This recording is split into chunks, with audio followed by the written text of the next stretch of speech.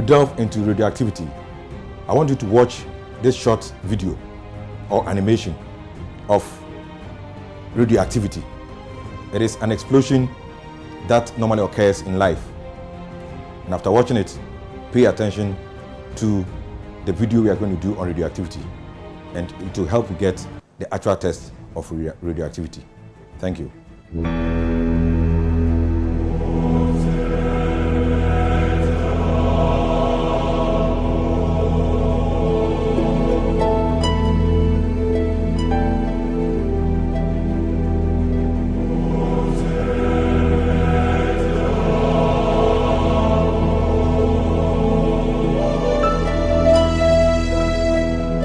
Mentioned radioactivity when we're talking about Dalton's atomic theory. That was where we mentioned radioactivity. When Dalton proposed his 5 theories and said that the second theory was saying that atoms cannot be destroyed or created. We realized that there is a phenomenon in chemistry called radioactivity, and that disproved Dalton's second theory. And so today, or from now onwards, the next 2, 3, 4 videos that we are going to see will basically be discussing the topic radioactivity. When Dalton said that atoms cannot be created nor destroyed, remember we said J.J. Thomson and Rutherford proved that the atom contains some other particles, which meant that, of course, the atom could be broken down into those particles. The particles that J.J. Thomson and Rutherford proved were present in the atom, remember, are the electrons, neutrons, and protons. And radioactivity deals mainly with the reactions within the nucleus. That is, it deals mainly with the particles, protons, and neutrons, and reactions. And that's what we are going to look at. Before I go on, let's look at my searcher now. I feel quite somehow uncomfortable. When I was putting on this coat, you see me always opening the coat.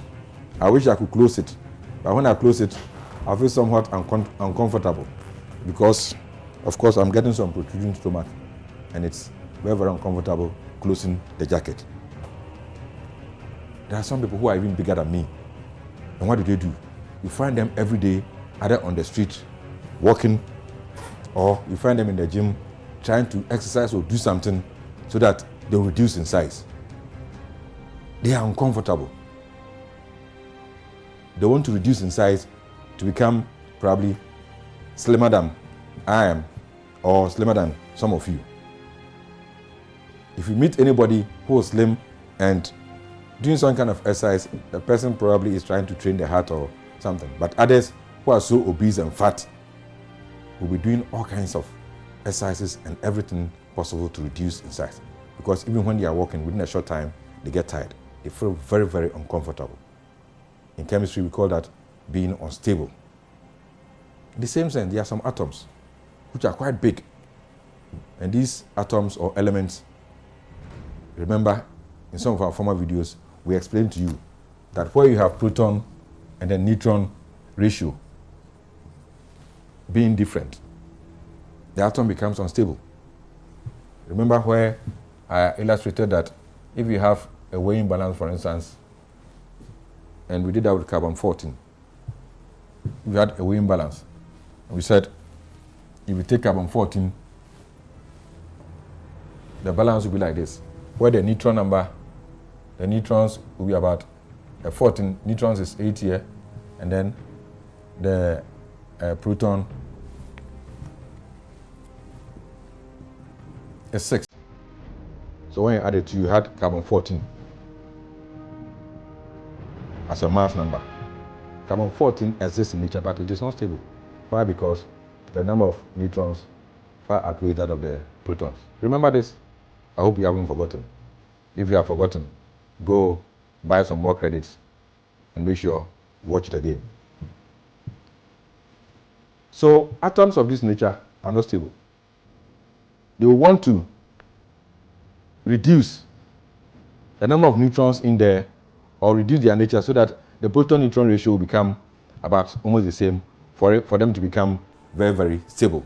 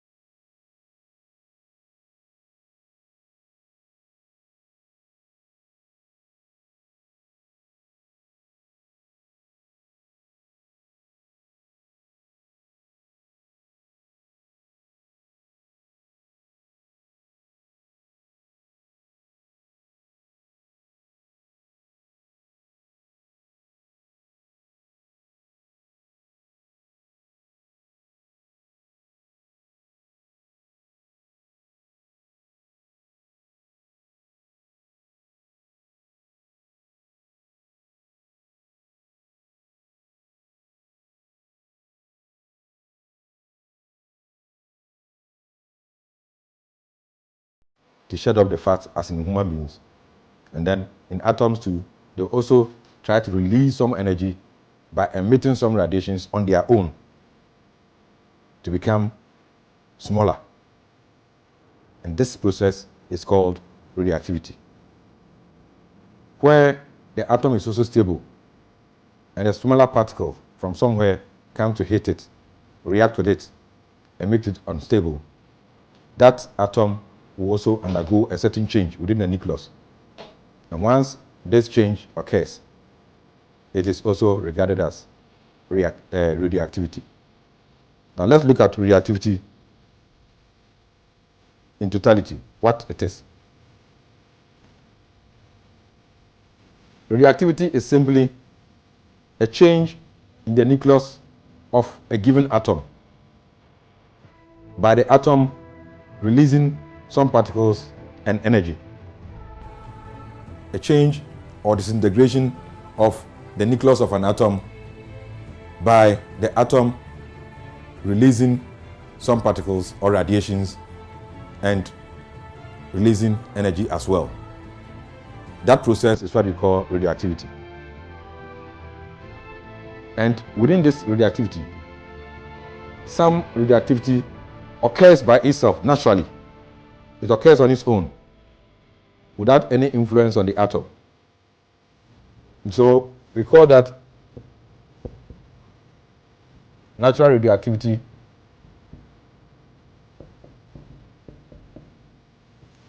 And then the ones that will be induced by a particle going to hit another particle because it's been forced or it's been done by a human being, we call it artificial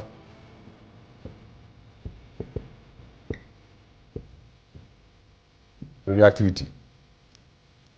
Let's look at some examples.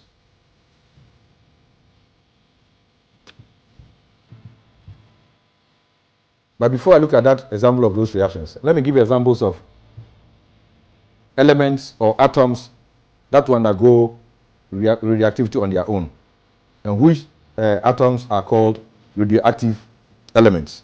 They are called radioactive elements because they are so large and they undergo radioactivity on their own. And so we say they are radioactive elements. Radioactive elements, by definition, is simply elements, large elements that are unstable and therefore will undergo disintegration of their nucleus to become smaller by releasing radiations and energy. Some of those radioactive elements, we have uranium,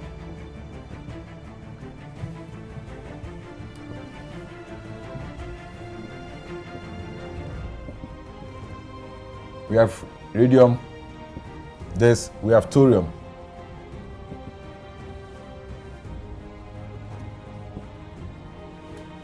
TH, we have carbon 12.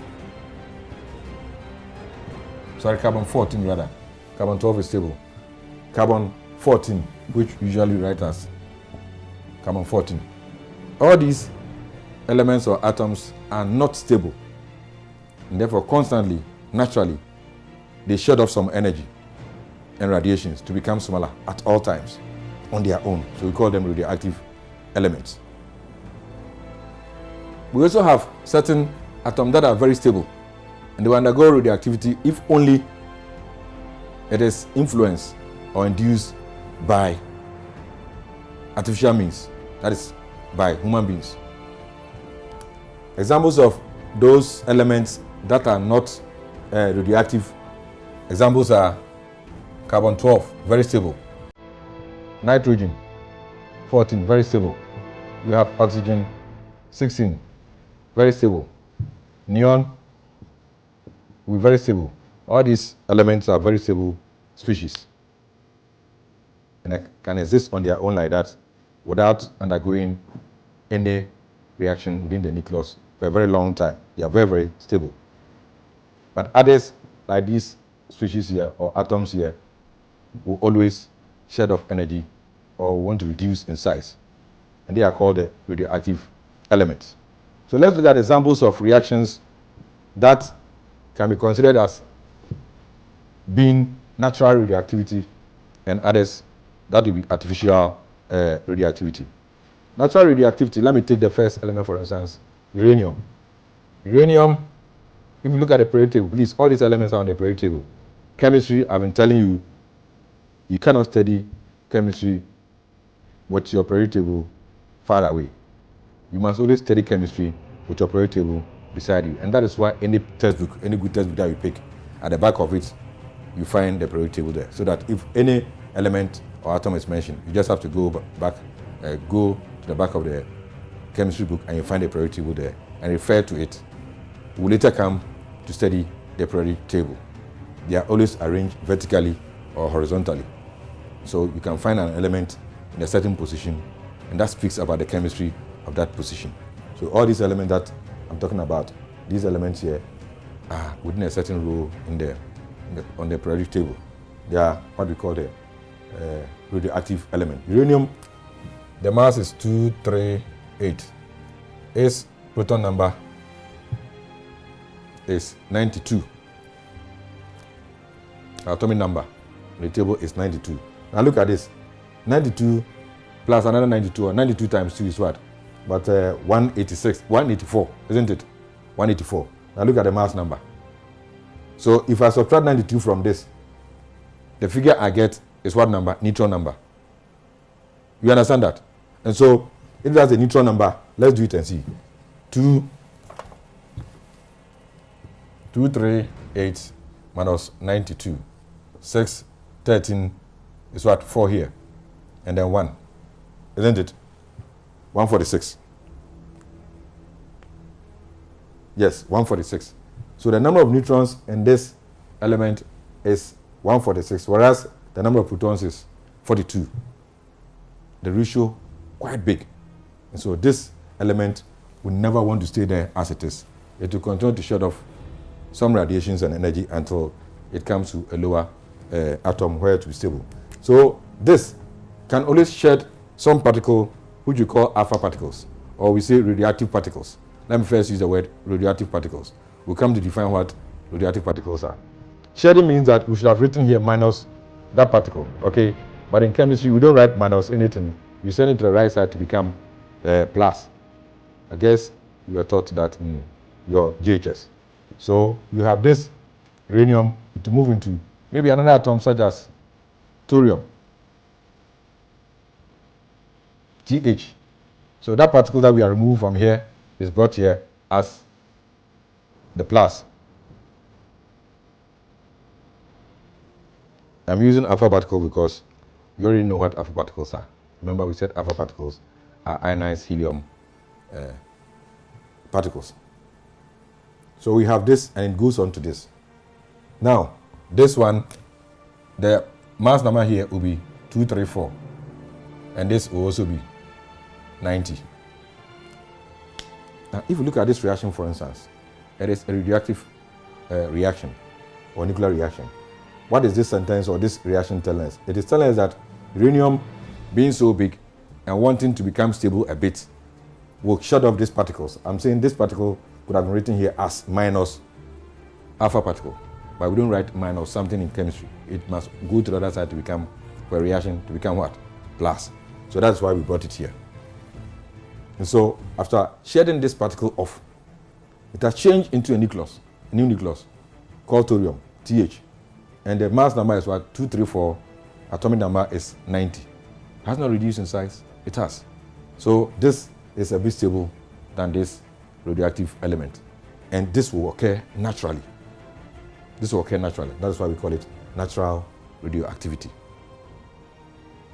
And look at it. Look at the equation very well. I have 238 here, 234.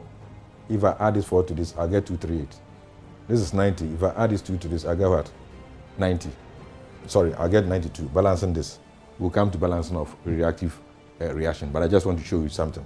So this is a typical reaction in radioactivity. That's a typical reaction.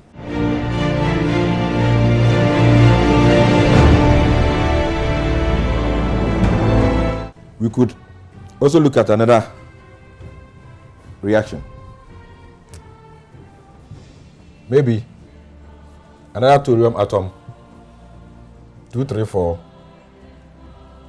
90, to give us protactinium.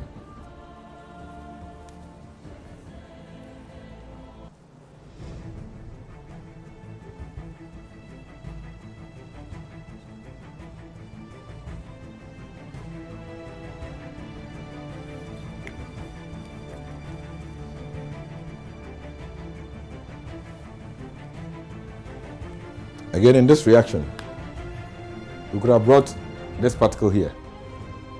Let's call it a radioactive particle. We could have brought it here to be minus, meaning that we are taking that particle away from this radioactive element, thorium. But once I bring it on the right side, indicating plus here means that this is a subtraction from this. So this reaction is telling me that the thorium element or the thorium atom, which is a radioactive element, very unstable, has lost a particle. This particle is called beta particle. We'll get to know it very soon. It's called a beta particle, or someone may say an electron, but in radioactivity we call it a beta particle, or someone will call it high-speed electron. Now look at it. It has shed off some radiation, and so from here to here it gives it some level of stability. It will give it some level of stability, and that is what we say that a natural radioactivity has occurred. The mass numbers balance, the atomic numbers also balance. 90 here, we have 91 here, and there's -1 here. So -1, if you take it from the 91 here, you get 90. But the mere fact that that particle has left this atom into that state, it has given it some kind of stability. And this can occur naturally. And so we say it is a natural radioactivity. Let's see some examples on artificial radioactivity.